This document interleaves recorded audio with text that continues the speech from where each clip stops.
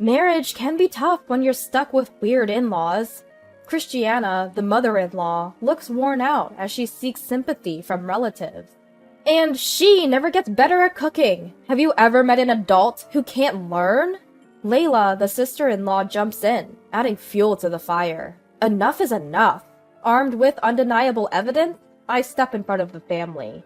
My name is Natasha, and I'm 29 years old. I got married 2 years ago and work part-time. My husband Justin has a full-time job. We met through friends and got married after dating for 2 years. We live in a house that was rebuilt on my in-laws' property. That was one of the conditions for our marriage. I initially opposed it because I wanted us to build our own home, but I've learned something since getting married. Justin never stands up to Christiana or Layla. He treats Christiana like she's a goddess, which was a shock to me. He tries to make sense of even her most nonsensical statements. Even when I suggested that living on the same property might be uncomfortable, Christiana shot it down. My opinions are secondary now, so we considered a two-family home. It would be cheaper to build and would save on utilities, but Christiana's selfishness exploded again. She insisted on living alone, complaining about hearing other people's noises, so we ended up building a small, separate house for her. I still don't understand why she was so against it. If anyone should be unhappy, it's me. She even refuses to install a shower in her place and comes over to ours every day. She insists on being the first to shower, claiming it affects her health otherwise. Every day I come home to find Christiana has let herself in and is lounging around after her shower. She even goes through our fridge like it's her own. She complains. At least keep some beer chilled for me after my shower. You're so inconsiderate. So now we end up having dinner together every day. It's like we're living together, except she has her own big room. But that's not the only issue. As mentioned before, Justin has a sister. She's quite a character and very different. Layla is still unmarried, and with her personality, marriage seems unlikely. She doesn't even seem like she could get a boyfriend. Layla is incredibly wasteful. She lives in an apartment 5 minutes away, but only works part-time. She says, "I'll quit my job when I get married, so why work full-time?" But I think the real reason is her obsession with a minor, unsuccessful idol. If you don't work part-time, you won't be able to take free time off. Even though it's a service industry, it's impossible for a full-time employee to take a day off every weekend. For Layla, these events are her top priority. She brags about being recognized at every event. She buys multiple $10 photos, and her room is filled with them. And that's not all. To keep up with her idol events, Layla always shops for secondhand designer goods at consignment stores. So she's always decked out in worn-out, outdated brands. Yet her pride is sky high, and she constantly looks down on me. I'm not into flashy fashion or secondhand items. Still, she snidely comments, "With your plain face, wearing those clothes, you'll just blend into the background." She's got a talent for backhanded compliments. Ever since I got married, Layla has been asking for stuff every time she sees me. Not just clothes and bags, she even takes photos against our home's walls to post on social media. She's a total show-off. She even asked to borrow my engagement ring for an idol event. I firmly refused. I can't risk losing it. What Layla and Christiana have in common is their high pride. Despite not having much income, they have expensive taste. They insist on organic vegetables and only eat meat from well-known brands. They even say we have to go to a poultry farm to buy eggs. Because these two eat dinner at our place almost every day, I've started to hate dinner time. They claim they're here to make sure Justin doesn't eat anything weird. Despite their health-conscious talk, both are surprisingly overweight. They must have a lot of snacks at home, and they take out their daily stress on me. Their demands make no sense. For example, they say, "Wash the curtains once a week! Dust and allergies will make us sick if you don't vacuum every day." I think twice a year is enough for the curtains. I've never seen anyone wash curtains weekly. We're two adults with dual income. Our house stays clean without daily vacuuming. They just want to complain about something. And yet their own homes are filled with clutter. There's no way someone with a dust allergy could live in such a place. You might wonder why I married into this family. Simply put, Justin deceived me. He told me grand lies.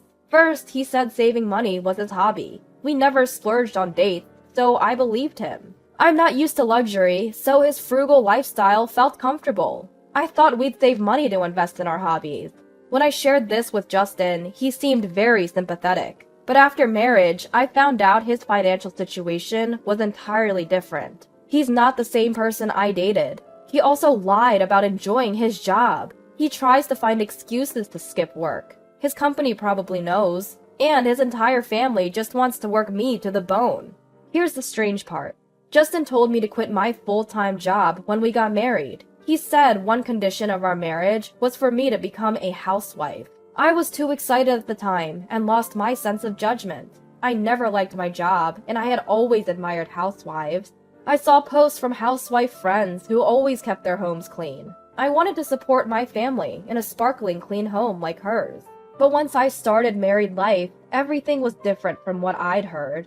First, when we were in the process of rebuilding the house, it turned out Justin had loans, so we couldn't get a mortgage. Even the home builder was surprised. We were told that if we had land, the loan would most likely be approved. About not having any other loans, Justin had lied. But we were already married, and I was determined to build the house, so I lent Justin the money. Before marriage, I never thought I'd be responsible for the debt Justin accumulated while he was single. The silver lining was that I liked to save money and had a decent amount saved up. That's how I could cover Justin's debt. Otherwise, I couldn't bear it. My savings were almost entirely depleted when we got married, and the day I could become a housewife never came. I had to look for part-time work right away. Fortunately, I found part-time work quickly, as long as I wasn't picky about the hours. Even with a day's income, it's tough to get by on Justin's salary alone. Plus, we want kids someday, and we need emergency funds. So I took all the part-time work I could get. But the people in our house are not cooperative at all. They treat me like a servant. They insist that housework is my sole responsibility. They don't even wash their own dishes. Christiana says part-time work doesn't count as a real job. It's insulting. I want to tell her to try working herself. But if I talk back, even a little, she says, "If you can leave, then leave." There's a limit to what I can earn from part-time work. I regret quitting my job. Christiana tells me, "You can't live without Justin's income. Women should be more submissive." I don't want to be told to be quiet by the world's most nagging woman, Christiana. I was troubled by the daily harassment from my in-laws. Then something unexpected happened. Layla had a mental breakdown. Apparently, she was deceived by someone she met on a dating app, spent all her money, and was ultimately abandoned. She said she bought him everything he wanted. She spent all her money, even her living expenses, and rent. At that moment, I inwardly laughed at Layla. Was it an illusion that she and Christiana looked down on me so arrogantly? But my laughter lasted only a short while. The impact somehow came back to me. Layla had always been living off part-time jobs. She earned enough for her living expenses, but she had zero savings. Well, she's working part-time, so what can you do? If she can't work because of her mental state, she can't pay rent. Not my problem. She should focus on reality instead of chasing handsome men. She's an adult, she needs to solve her own problems. Given this financial situation, a family meeting was held. Seeing Layla's grim face, I realized how scary illness can be. Christiana and Justin brought lots of Layla's favorite foods, trying to cheer her up. Layla is overweight, so she'd probably be fine without food for a few days. Then Christiana said something shocking to me. "Healthy people should work. Natasha, you should send Layla 1.5K a month." I was speechless. Why should I send Layla, who brought this on herself, 1.5K every month? I couldn't wrap my head around Christiana's unexpected suggestion. 1.5K is too much, even for sending money to a college student. It's ridiculous. Then even Justin chimed in. "Yeah, let's do that for now. If she doesn't have to worry about money, she'll get better quickly. Right now, let's just focus on her getting better." By the way, most of that 1.5K would go to pay off the debt she'd been accumulating on her credit card. Knowing that, I'm even less inclined to pay or lend her money. Whether she's genuinely sick or just acting, Layla is exuding an aura of unhappiness. If I send her 1.5K, it would eat up most of my part-time earnings. I refused, but the whole family blamed me. Even Justin said, "If something happens to my sister, can you take responsibility?" As if it's my fault she's unwell. Honestly, even if I refused, there's no more money coming from my in-laws. In the end, I had to send the money. Christiana and Layla still don't help with any housework. I wake up at 3 a.m. every day to finish all the housework before going to my part-time job. I send Layla 1K and even pay an additional $500 for her rent. Why should I pay her rent? Well, if she loses her place, she'll end up at our house, which is the last thing I want. Everyone in this house, including Justin, sees me as nothing more than a convenient source of money. 3 months later, Christiana announced that she's inviting all the relatives for a small home party. She said 40 people would be coming. There's no way our house can accommodate that many people. Christiana says, "Just connect the guest room and the living room." But I don't want to let 40 strangers into my house. In this day and age, social distancing is necessary. I managed to book a nearby restaurant, but I had to handle the reservation, the food, and the payment. Christiana, who's been nothing but trouble, didn't even say thank you. She told me, "You're finally becoming useful. You should thank me, your nurturing parent." At this point, I don't even feel like talking anymore. Relatives often say things like, "You've had a tough day, haven't you?" Or, "Thank you for everything." But Christiana and a now healthy Layla say things like, "Don't praise her too much. She's always such a useless wife. She'll get carried away." It really ticks me off. Then Layla looks at me and says, "This is delicious. I'm so glad it's not Natasha's cooking. It's been a while since I've genuinely enjoyed a meal. She's always so careless." "Absolutely. She's always a mess," they say, laughing crudely between themselves. Then to the still single folks, they add, "You really suffer when you marry a weirdo. You should be more discerning." My mother-in-law tries to gain sympathy from the relatives with her tired expression. "She never improves her cooking. I've never seen an adult with such a lack of learning ability." Layla chimes in, saying whatever she pleases. I decided it was time to execute my plan. If you dislike me this much, it's becoming difficult to stay in this family. When I say that, all the relatives look shocked. They're surprised because I've never talked back before. Justin tries to hush me in a panic, but I won't be silenced anymore.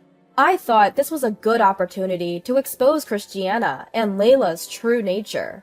I say, "Christiana, Layla, I apologize for being an incompetent wife."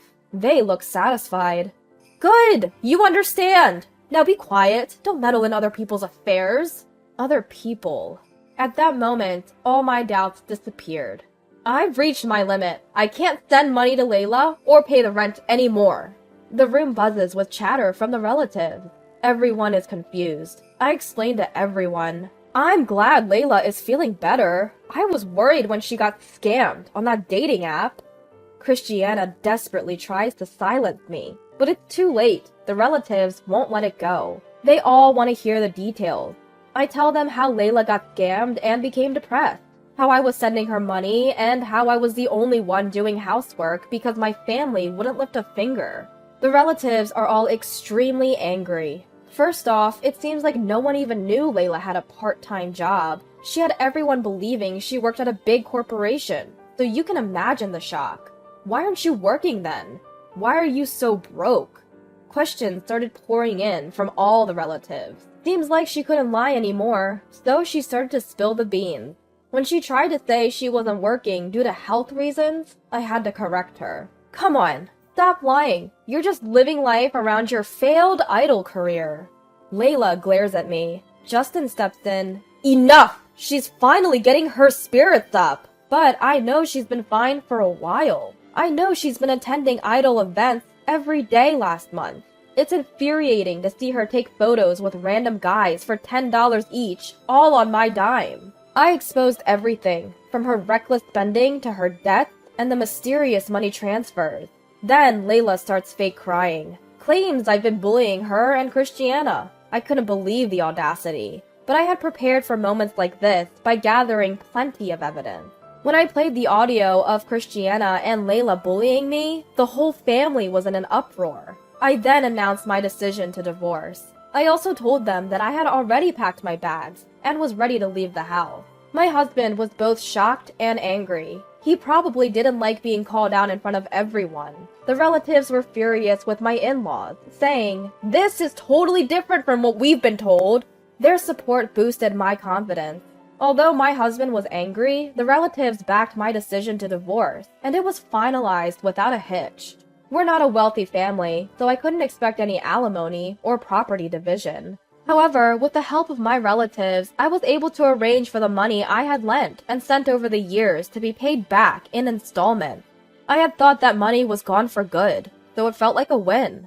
I got him to sign the divorce papers in front of everyone and immediately filed them. I felt like a weight had been lifted off my shoulders. My mood instantly brightened. No more mysterious money transfers or rent payments. I now have a lot more financial freedom. I'm happy that I can finally buy stylish clothes that I haven't been able to afford for a long time. Divorcing was definitely the right move. After that, my in-laws fell apart almost immediately. Well, of course, they couldn't possibly sustain their lifestyle without my income. My part-time earnings were much higher than my husband, so it was inevitable. He was often skipping work and had switched to being paid daily.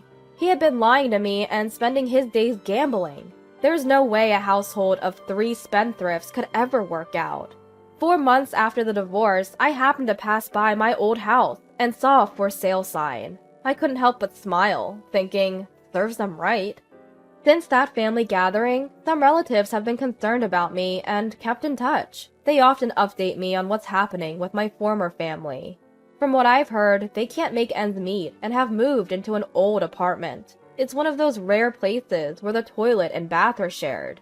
Proud as they are, Layla and Christiana seem humiliated and even more withdrawn. With no money for outings and 3 arrogant people crammed into a small space, it's no wonder they're at each other's throats. Being alone has made me feel free, and I've started to enjoy my work. People around me have noticed that I've become happier, and I think the divorce was a good decision. In fact, I was offered a full-time position from my part-time job, and now I'm financially stable. I'm amazed at how everything has been moving in a positive direction since the divorce. I now have some financial breathing room and am enjoying investing in myself. From now on, I plan to take better care of myself and grab hold of happiness.